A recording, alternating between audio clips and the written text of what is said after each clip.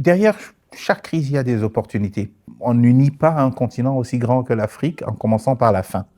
Il faut commencer par le début, il faut déjà accroître les échanges entre les pays voisins et puis passer de la région vers le continent, qu'on ait des échanges transrégionaux.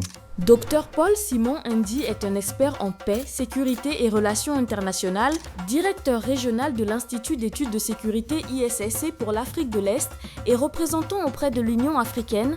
Il est une référence sur les enjeux stratégiques et sécuritaires du continent africain. Lorsque vous commencez à supplier pour avoir une place à la table, sachez qu'il y a quelque chose que vous avez raté. En général, c'est que quand on sait que vous êtes important, eh bien, on vous fait la place. Prenez votre place, ne la revendiquez pas trop, imposez-vous par vos aptitudes que vous avez.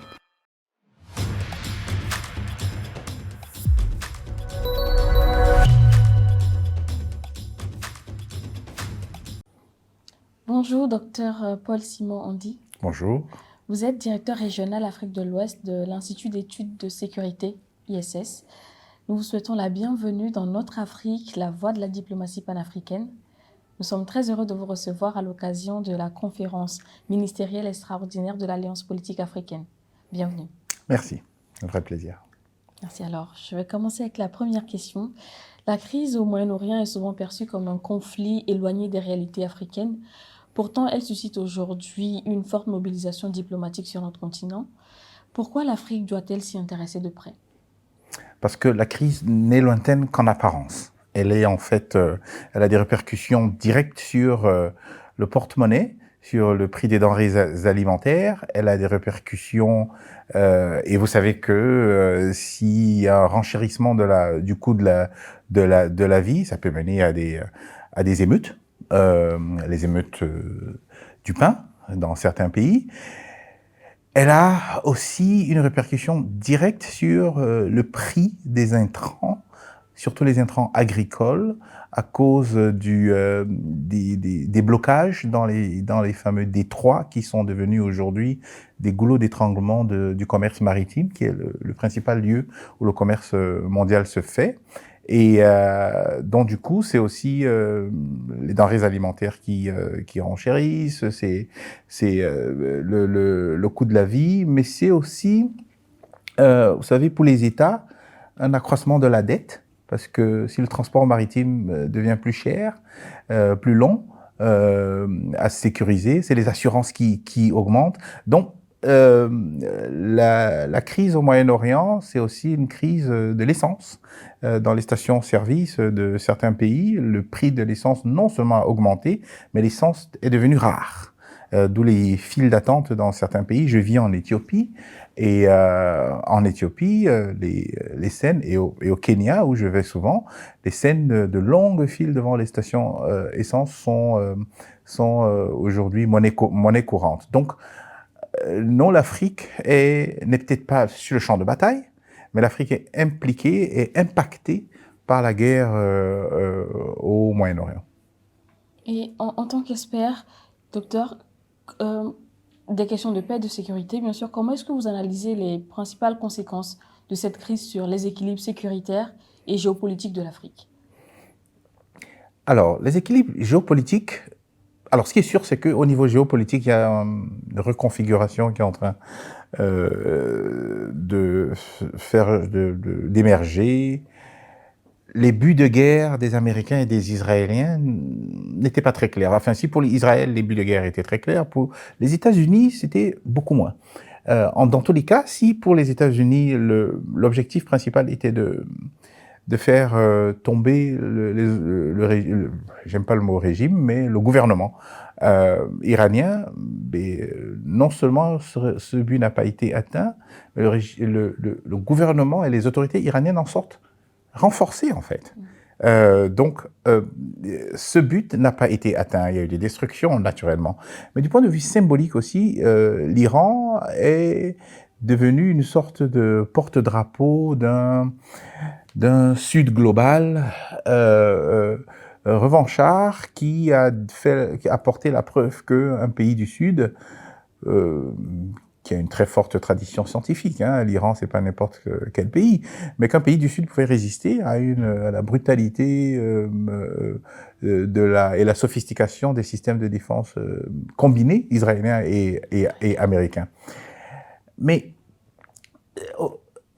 ça veut dire donc que l'Iran ressortira enhardi de ce conflit et va certainement essayer de faire capitaliser cette victoire symbolique en avantages géopolitiques, géoéconomiques. Il y a toute une relation qui va se réinventer avec des espaces comme l'Afrique, mais aussi avec son voisinage immédiat, avec les pays du Golfe arabes. L'Iran est perse, mais ses voisins sont arabes. Il y a souvent eu une animosité, mais les pays se rendent bien compte, les pays arabes surtout se sont rendus compte que le parapluie que les Américains leur avaient prédit être infaillible n'est pas aussi infaillible que ça, parce que les attaques iraniennes ont pu percer ce parapluie, et les pays du Golfe ont subi des pertes, parce que l'Iran a surtout attaqué les intérêts américains dans les pays du Golfe.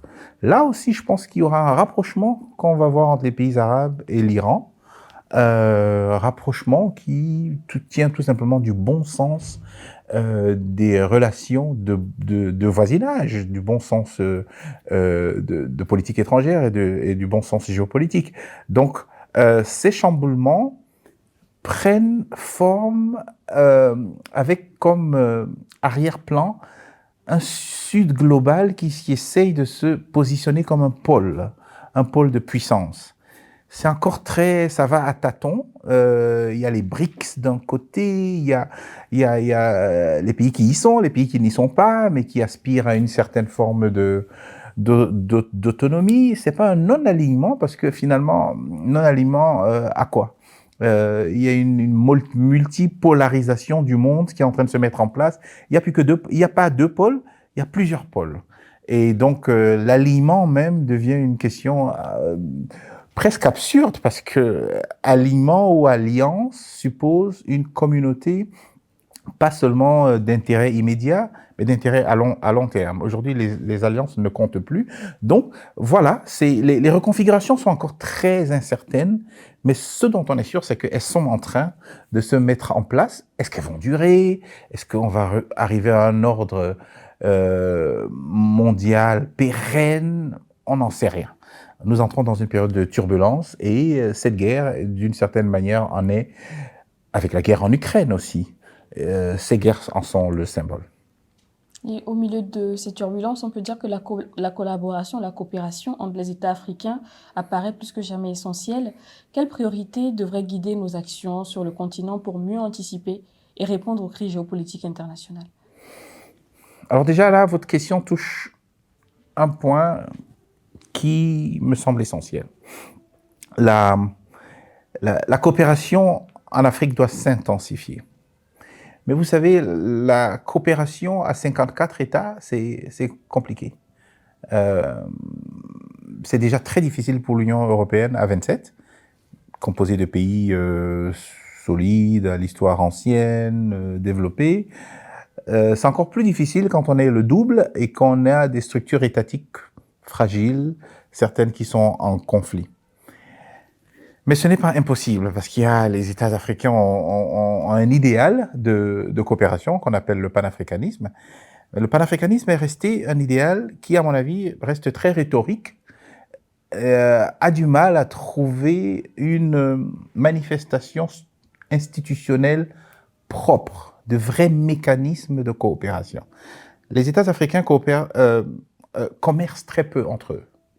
Ça, c'est un handicap. Mais ce n'est pas une fatalité. Hein. Je parle de handicap pareil, mais tout handicap vient avec des opportunités. Dans les États africains coopèrent peu.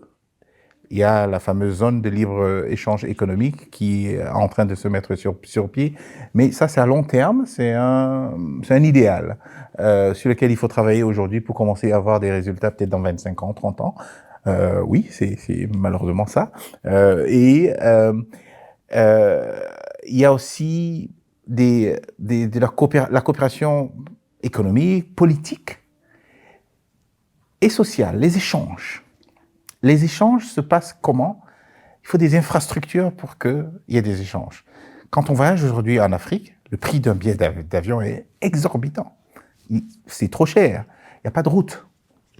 Et c'est pour ça qu'aujourd'hui, avec la démographie africaine qui n'arrête pas d'augmenter, il y a un grand projet, de nombreux projets de constitution de ce qu'on appelle des corridors. Des corridors d'approvisionnement, enfin pas seulement d'approvisionnement, mais des corridors qui permettent... Les corridors, c'est quoi? C'est des routes, c'est le rail et c'est l'avion. Donc, il faut lier les pays entre eux, pas seulement les sites d'extraction des minerais dits stratégiques, c'est la logique coloniale en fait, qui liait tous les ports africains construits par des colons, étaient des infrastructures qui étaient construites pour permettre la circulation des minerais africains vers les métropoles. Et aujourd'hui, il faut faire attention à ne pas construire les corridors dans la même logique coloniale, mais décoloniser la logique des corridors de manière à en faire des lieux de création de valeurs africaines qui lient les pays, les peuples et créent de la valeur sur ces chaînes et ne se contentent pas seulement de faire sortir nos matières premières sans les transformer. Absolument. Donc, on peut dire que certaines crises, comme celles-ci, peuvent également conduire à une remise en question des modèles existants. Et cette situation peut constituer, selon vous, une opportunité pour accélérer aujourd'hui la résilience économique, énergétique et stratégique de l'Afrique, par exemple, comme vous venez de dire.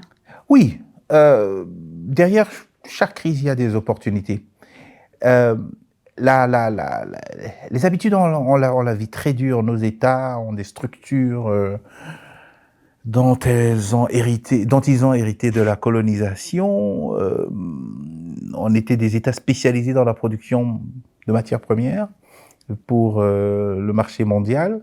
Aujourd'hui, il y a de plus en plus conscience en Afrique qu'il faut créer des chaînes de valeur en Afrique même, industrialiser l'Afrique, mais ça se fait en construisant des routes déjà. On n'unit pas un continent aussi grand que l'Afrique en commençant par la fin. Il faut commencer par le début, il faut déjà accroître les échanges entre les pays voisins. C'est un peu la logique des régions, des communautés économiques régionales, comme la CEDEAO, et puis passer de la région vers le continent, qu'on ait des échanges transcontinentaux, transrégionaux. Et puis il y a aussi les questions monétaires. C'est-à-dire qu'aujourd'hui, quand vous voulez envoyer de l'argent prenons Lomé à Addis Abeba, ou même non, je vais être encore plus radical, de Lomé à Yaoundé au Cameroun, et bien ça passe, cette transaction fait gagner de l'argent à une banque européenne ou américaine.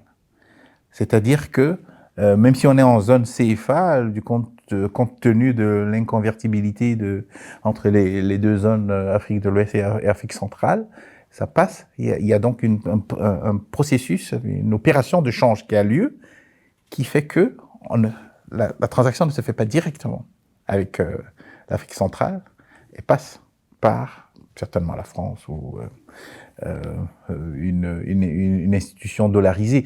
Donc ça, il faut le changer, mais les Américains et les Européens ne le laisseront pas faire facilement. Donc c'est pas de la charité qu'il faut, mais vous savez, changer les habitudes, c'est aussi une question de pouvoir. Les relations internationales, c'est pas le lieu de la démocratie internationale. C'est le rapport de force. Quand vous êtes faible, vous vous faites manger par les plus forts. Malheureusement, c'est ça.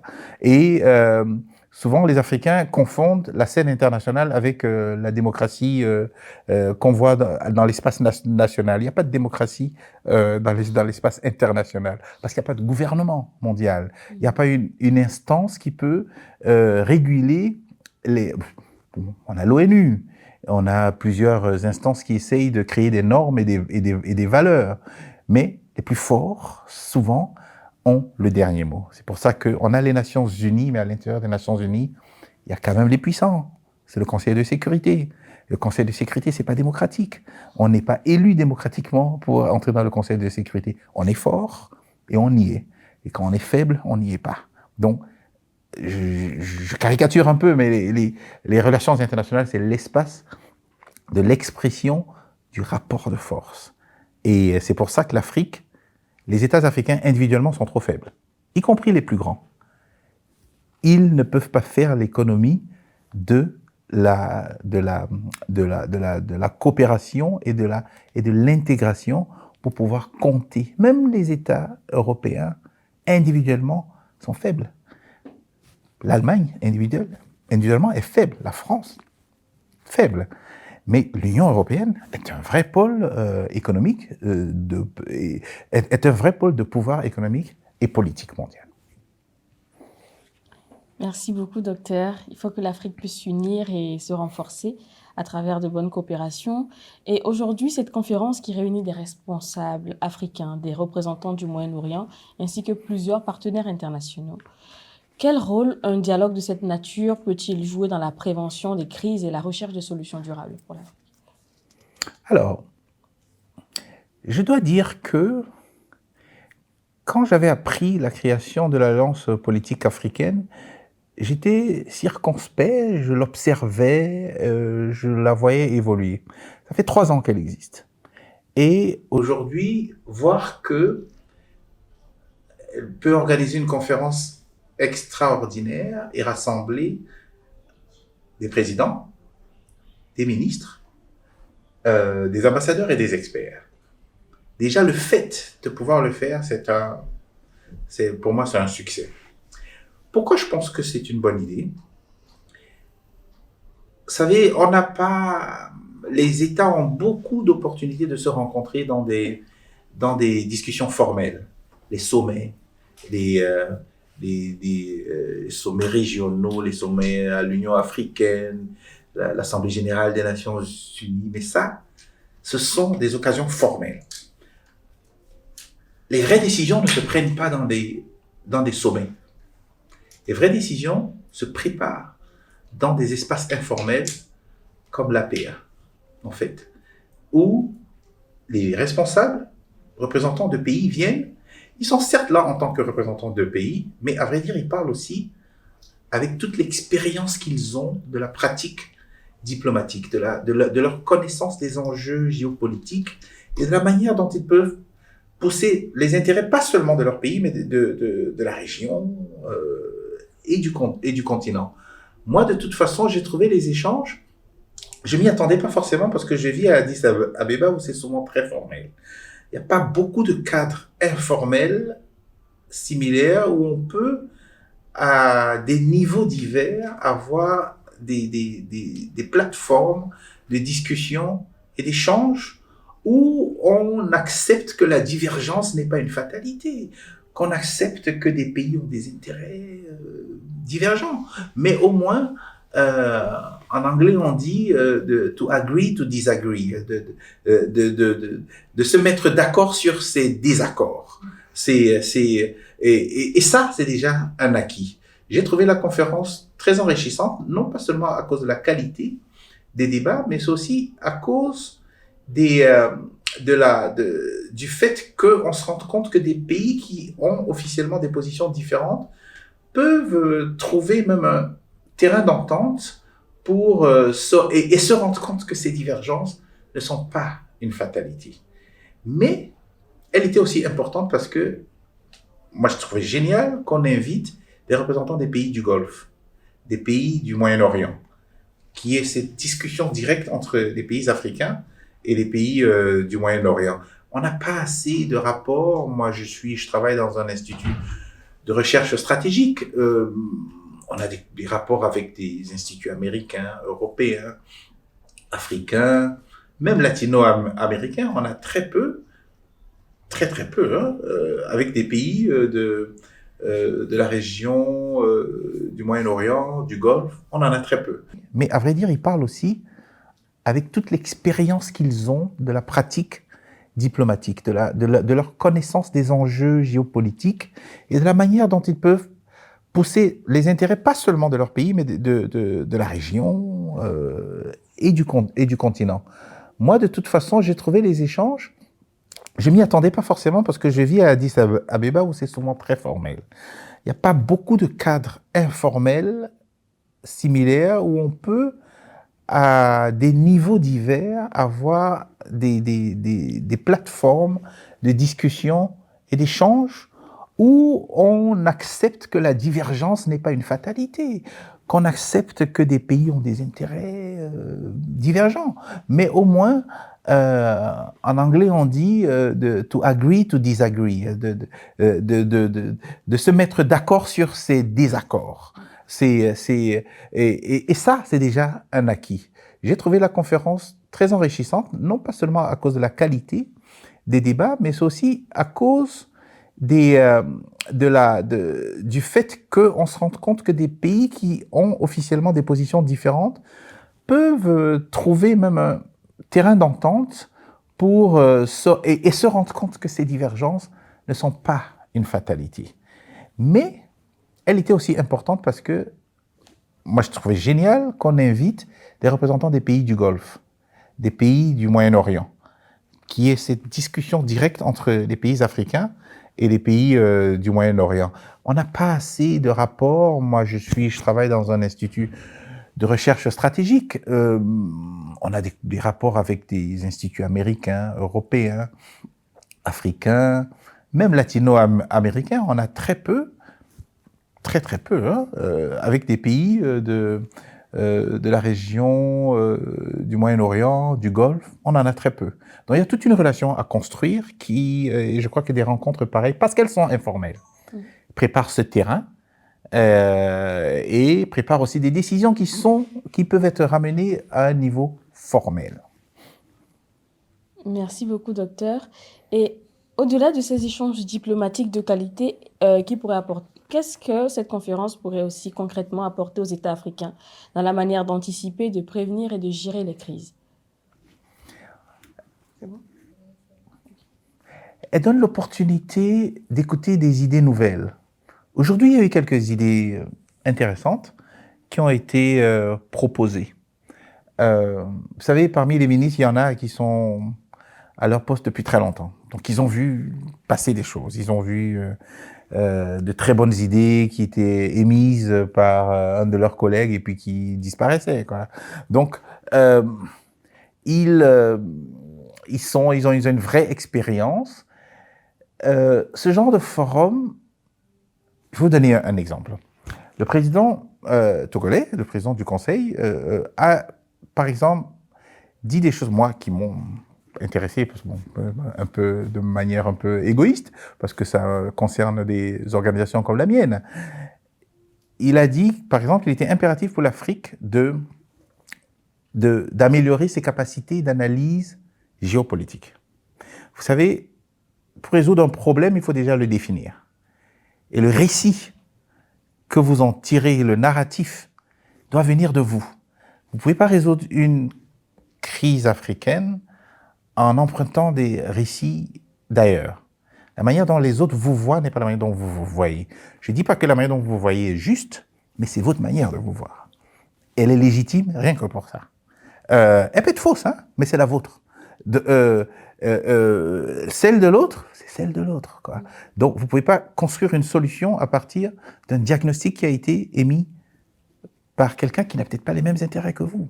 Donc, ça. Mais il y a aussi une autre idée qu'il a émise, que j'ai trouvée très intéressante, qui était de dire qu'il faut améliorer nos systèmes de prévention des crises, pas des crises politiques, mais des crises géopolitiques. L'Afrique fait partie de ce monde. Ces crises géopolitiques nous affectent.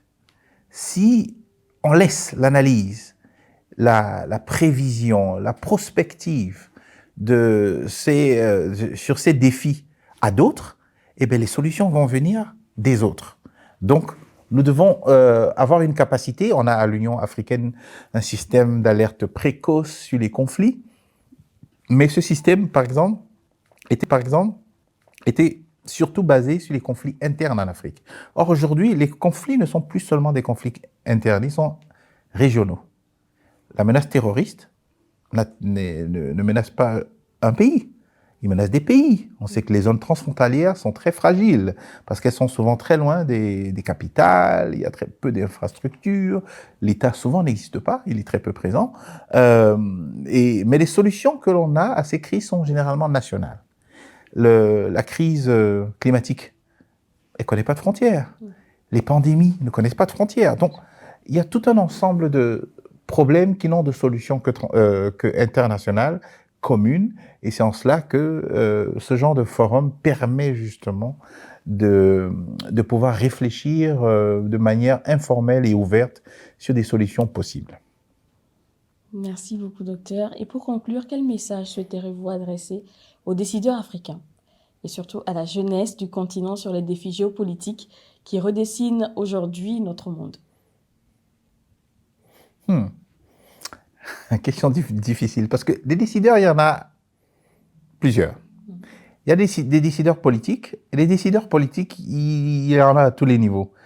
Il y a un niveau très élevé, les présidents, les ministres. Il y a des niveaux techniques, les directeurs dans les administrations, dans les ministères, et les conseillers, très important.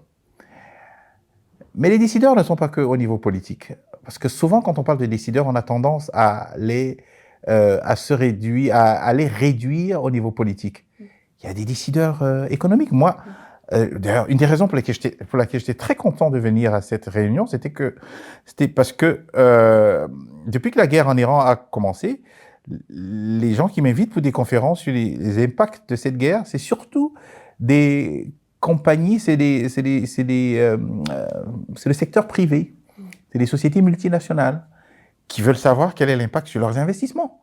Ils nous invitent pour qu'on puisse discuter des défis. Ils sont inquiets. Vous savez, c'est des gens qui investissent dans les télécoms, dans toutes sortes de secteurs, y compris les brasseries, d'ailleurs, qui sont un secteur qui marche partout. Y compris les brasseries, elles ont peur du futur de leurs investissements. Une fois que les voies d'approvisionnement sont embouteillées, tous les secteurs en pâtissent. Donc, j'ai fait énormément de discussions avec le secteur privé. C'est eux qui créent les emplois. Leur contribution à la prévention des conflits est, à mon avis, pas toujours bien soulignée. Donc, il y a les décideurs économiques qui ont une importance énorme parce qu'ils créent des emplois, pas seulement les multinationales, mais aussi les petites et moyennes entreprises, qui sont très dépendantes justement des circuits d'approvisionnement mondiaux. Donc, pour ces décideurs, ils sont tous appelés à développer en interne leur capacité d'analyse, de lecture des transformations géopolitiques et des transformations structurelles que le monde est en train de vivre. Et ces transformations sont augmentées aujourd'hui par les nouvelles technologies, l'intelligence artificielle, qui change tout, la manière dont on vit, quoi. C'est la manière dont on travaille, la manière dont on réfléchit, la manière dont on fait tout, en fait. C'est un nouveau monde qui est en train de se bâtir devant nous, là, sans qu'on ait forcément, la compréhension les moyens de le réguler. Parce que la régulation est importante. Quel message? On peut envoyer qu'un message assez confus, parce que les transformations sont très confuses. Pour les jeunes sont appelés à prendre des responsabilités beaucoup plus tôt que les gens de ma génération, par exemple. Parce que le monde qui se transforme, les nouvelles technologies qui émergent, vous les maîtrisez. Les jeunes, vous les maîtrisez, vous savez vous en servir mieux que nous. Et donc, du coup, vous avez un pouvoir énorme. Mais il ne faut pas... Les jeunes, je vois beaucoup de jeunes à Addis Abeba revendiquer une place sur les tables de décision. Je reviens au rapport de force. Ne demandez pas une place. Imposez-vous avec ce que vous savez faire et on vous invitera. Parce qu'on n'aura pas le choix. Si vous demandez, c'est un peu comme si vous doutiez de votre force. La démographie africaine, les jeunes sont le groupe social le plus important dans tous les pays africains.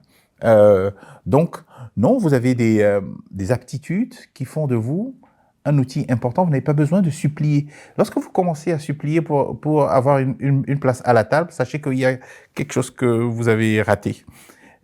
En général, c'est que quand on sait que vous êtes important, eh bien, on vous fait la place. Si vous avez besoin de supplier, peut-être que La jeunesse n'a pas encore trouvé le moyen d'influencer le devenir de nos nations comme elle devrait et devrait peut-être travailler un peu plus à s'imposer dans ce genre. Je caricature ce que je dis, c'est pour dire que la jeunesse, bon, je suis enseignant, hein, je suis très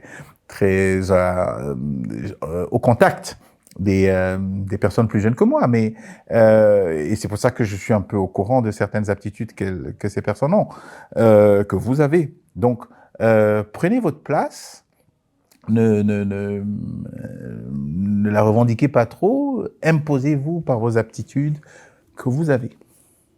Merci beaucoup, docteur, pour ces mots.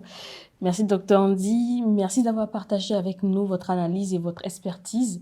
Tous vos éclairages nous permettent de mieux comprendre les enjeux de cette conférence et surtout les défis auxquels l'Afrique est confrontée dans un environnement international en constante évolution, en pleine mutation, on va dire. Et merci d'avoir été notre invité.